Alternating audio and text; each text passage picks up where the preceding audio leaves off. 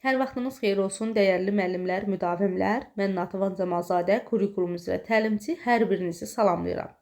Bu gün kurikulumdan, fən kurikulumuna aid olan əsas terminlərin təsviri mövzusunun izahını verəcəm. Və izaha başlamamışdan əvvəl onu qeyd edim ki, ümumi təlim nəticəsi bütün müəllimlərin, müdavimlərin bir qədər çətinlik çəkdiyi hissədir bu mövzuda. Baxın, mövzunun adı fən kurikulumuna aid əsas terminlərin təsviridir. Baxaq indi biz fizikaya, kimyaya, biologiya, tarix, texnologiya, bütün fənlərə aid terminlər var, düzdürmü? Kurikuluma aid terminlər də var. Ümumi təlim nəticəsi, məzmun xətti, əsas standart, alt standart. Bunlar da kurikuluma aid olan terminlərdir. Və bu terminlərdən biri də ümumi təlim nəticəsidir, müəllimlər. Ümumi təlim nəticəsi, birinci biz tərifinə baxaq. Tərifində deyilir ki, mənimsənilməsi nəzərdə tutulan, mənimsənilməsi, qeyd edək,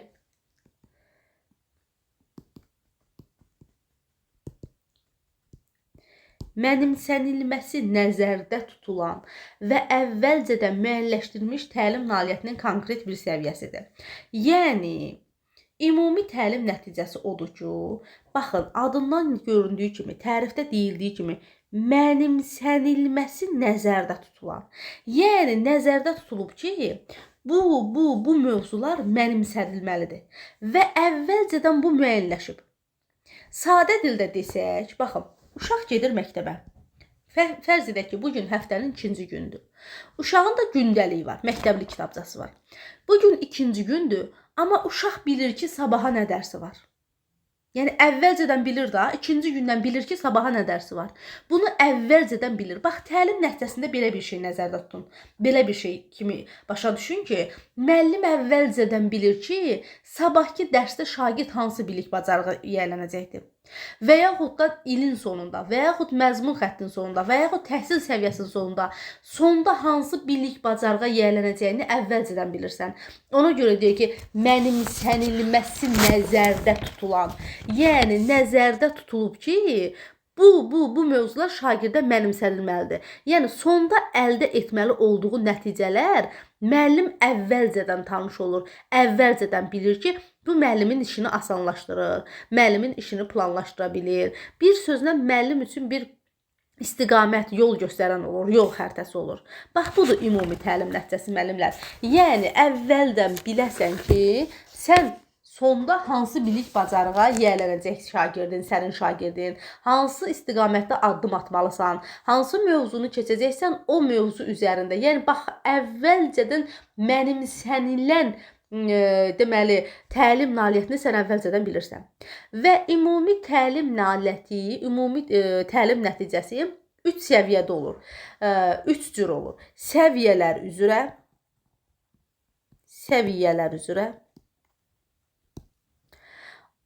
sonra məzmun xətti üzrə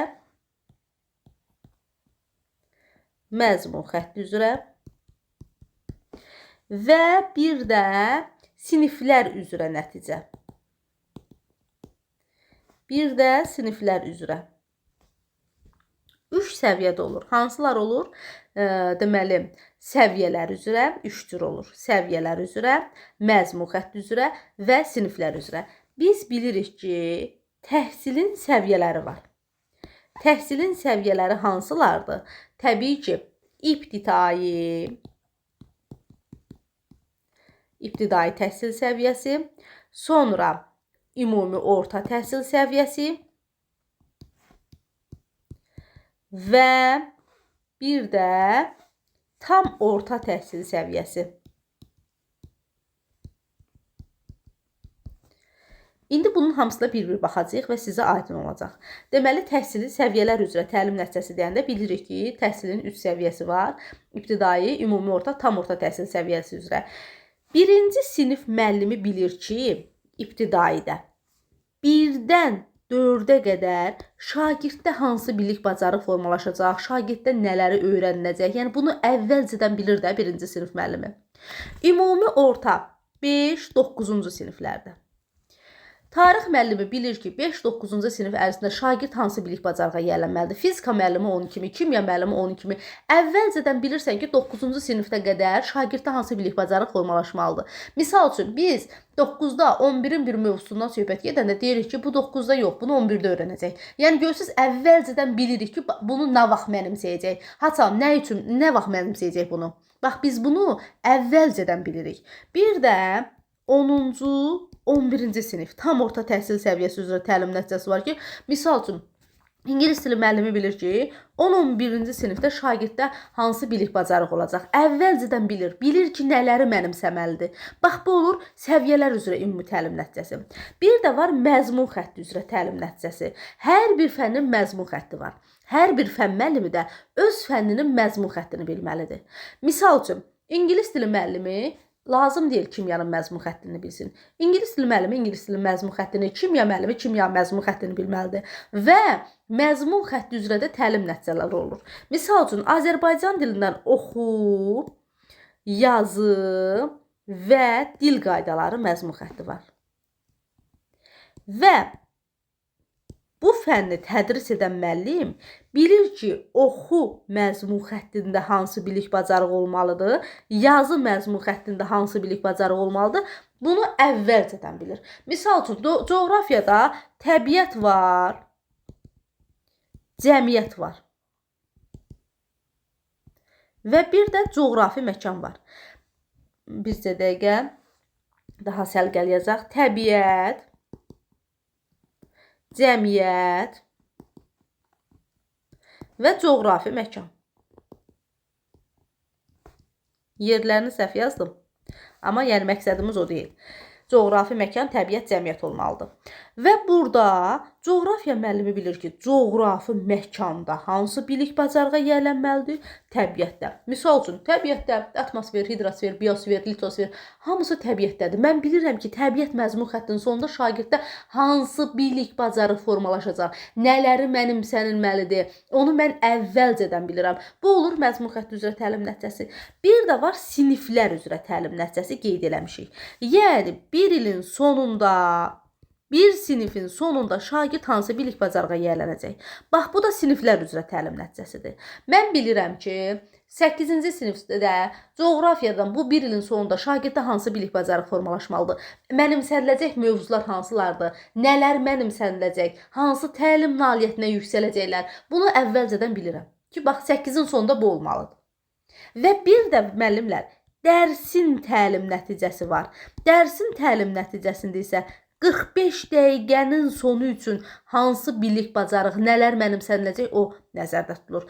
Bax, bu olur bizim ümumi təlim nəticəmiz. Ümumi təlim nəticəsi çox da çətin deyil. Sadəcə olaraq bunun məntiqini tutub anlamaq lazımdır. Baxın, deyirəm ki, 5-ci sinifin sonu üçün, 5-ci sinif üzrə təlim nəticəsi, bu hansı təlim nəticəsinə aid olur? Siniflər üzrə, sinifin sonu üçün.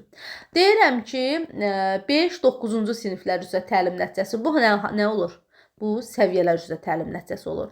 Və yaxud deyirəm ki, deməli, hər hansı bir müəllim şagirdə dərs keçərkən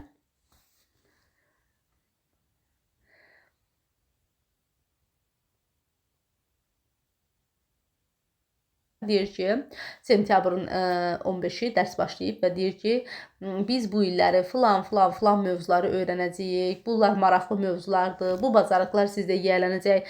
Yəni, bu haqda məlumat verirsə, hansı təlim nəticəsi haqqında məlumat verir? Sinif üzrə təlim nəticəsi. Siniflər üzrə. Yəni, bir dərs ilinin sonunda şagirdlərdən gözlənilən nəticədir ki, bunu müəllim əvvəlcədən bilir. Bax, bu olur nə? Bu olur bizim ümumi təlim nəticəmiz. Ümumi təlim nəticəsi nə idi? Mənimsənilməsi nəzərdə tutulan və əvvəlcədən müəyyənləşdirilmiş təlim nailiyyətinin konkret bir səviyyəsidir. Yəni, müəllim bilir ki, bir ilin sonunda, bir təhsil səviyyəsinin sonunda, bir dərsin sonunda şagirdlərdən nə gözlənilir? Hansı nəticələrə yiyələnmək gözlənilir? Bunun hamısını biz əvvəlcədən bilirik. Bax, bu olur nə? Bu olur ümumi təlim nəticəsi. Sağ olun müəllimlər, hər birinizə xoş dinləmələr.